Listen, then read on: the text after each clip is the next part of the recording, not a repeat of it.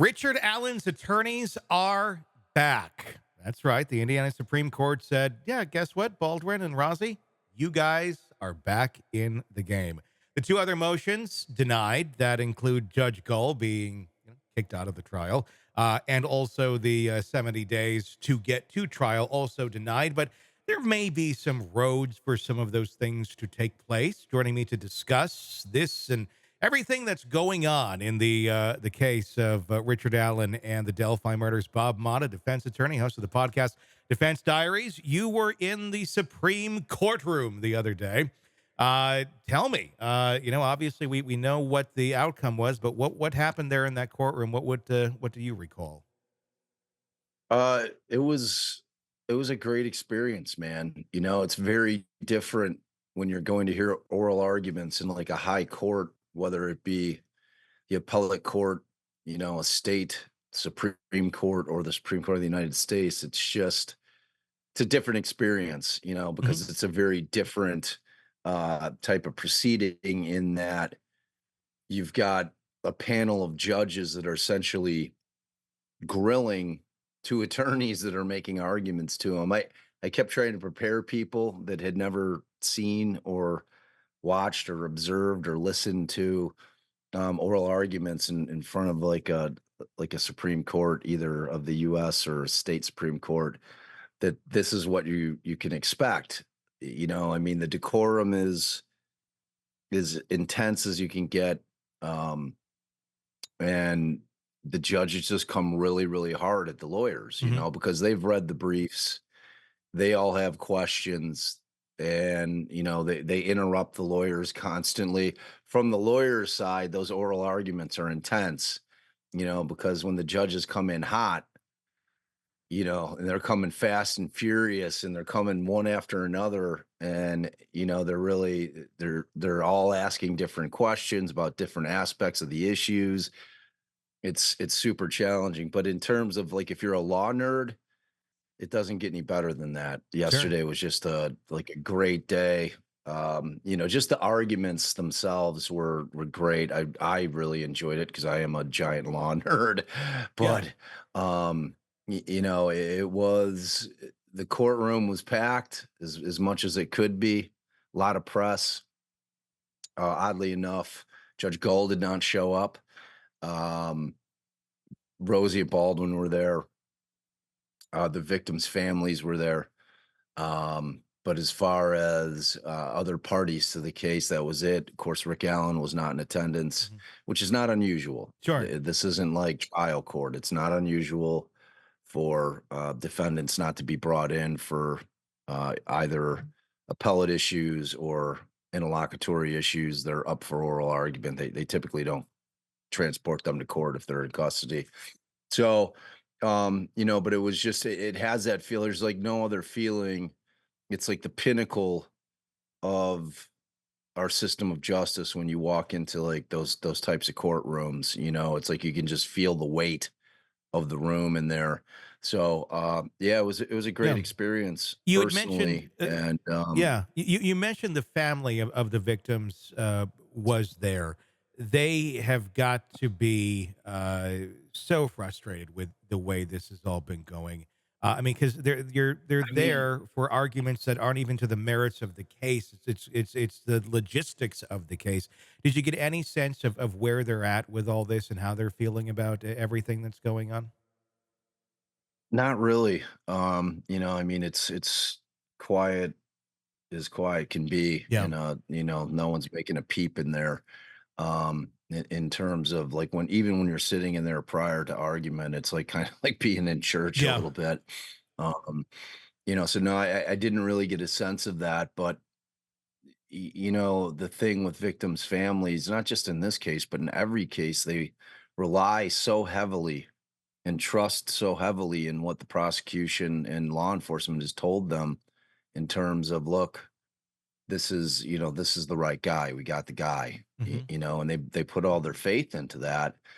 And then, in this particular case, you've got two attorneys, which and it's always been my opinion since Gull removed him and before that these guys were just really zealously representing Rick Allen. That, Yeah. that this is what zealous representation looks like. I don't know if the expectation of people that observe trials and cases is that defense attorneys are just supposed to sit back and let the state run rampant and they can put whatever they want out in the press and they can put their theory out in the press and the defendant and his attorneys just have to sit there quietly. Well, that's not the case. And when I looked at the entire factual scenario and the totality of it, it was just clear to me that these were two guys that were really fighting hard for their client, Mhm. and Gull took exception to it, and she wrongfully removed them from the case. I mean, I always try to tell people, I'm like, thank God forbid that you were arrested for something that you didn't do. And I'm not saying that Rick did or didn't do it. Mhm. I'm just using it as an example of what happened in this case. And you're like, oh my God, and say you don't have money to go pick, the lawyer of your choice from right out of the gate. Mhm. And, two lawyers get appointed to you and you develop a relationship with them over a year. You can see that they're really, really working hard on your case. They're in constant communication with you. You're looking at the work that they're doing, and it's evident to you that they're fighting for you. Mhm. Like when your life is on the line, and then to have some judge tell you, no, I get it. You want them? Too bad. I'm not letting you have them, which is exactly what happened here. Mhm. It wasn't her place to decide it. If she wanted to sanction them for the leak, fine. There's plenty of ways she can sanction lawyers without destroying Rick Allen's constitutional rights. Mhm. And that's what this thing boiled down to. I was very confident when I heard. Oh, but to get back to the point about the families, and so I just wonder, I would love to be able to talk to them and say, like, where are you guys at right now? Like, I know that you were told that Rick Allen's the guy by the state and Doug Carter and law enforcement, and they're like, this is the guy. I know that we had all this information for 5 years, but now we think he's the guy.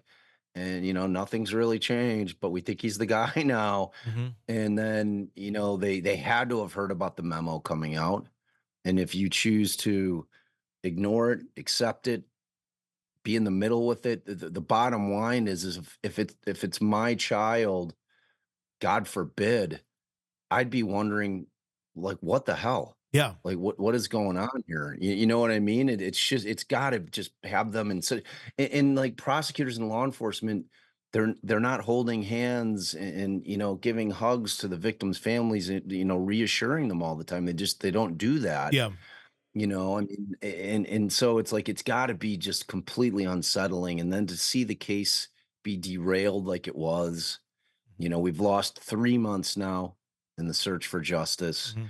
We would literally be in trial right now. Yeah. You and I be talking about what just happened last week in trial and oh my god, can you believe this happened, and Yeah. oh my god, can you believe that happened, and oh my god, we heard the confessions, what do you think, are they legitimate or was he Yeah. coerced? I mean, it's like, and we're not even close to that now. No. So I don't know, it's got to be extremely frustrating and terrifying for them because when you don't understand the ins and outs of the judicial system, it's intimidating and it's scary. I always say it, and we all know it, the fear of the unknown is the worst, Mhm. I mean, because you're just sitting there not knowing what's what, and it's scary, Yeah. So Yeah. yeah, they've got to be in a pretty bad place because if they were thinking about it in the way that really makes the most sense for them, they want these guys on the case because you want the case tried properly the first time. And no matter what Gull thinks about these two guys are really good lawyers. Mhm. They just are. They've both been practicing 20 plus years. They both have a ton of experience. They're both really good trial lawyers. They have no disciplinary history. And that doesn't even mean anything to me anyway. It depends on what the disciplinary here is, the issue is. If it's a lawyer fighting like hell for their client and they get dinged, like my wife got dinged fighting like hell for her client in a case that she won, it's worth it. I mean, defense attorneys, we take those types of beatings, but like they should want competent counsel on the defense side because they don't want to have to do this again. Unless it turns out that they don't have Yeah. the right guy Sure. and they're able to actually get the right guys or guy Mhm. and they go to trial again. You know what I mean? Yeah. Either way, that's a nightmare. Yeah. And It's now, like it's a terrible situation for the families. hey, it's Tony Bruschi. If you like the podcast, be sure to like, subscribe, and press that bell so you don't miss any of our updates on the cases we're following for you right here at the Hidden Killers podcast from True Crime Today. And thanks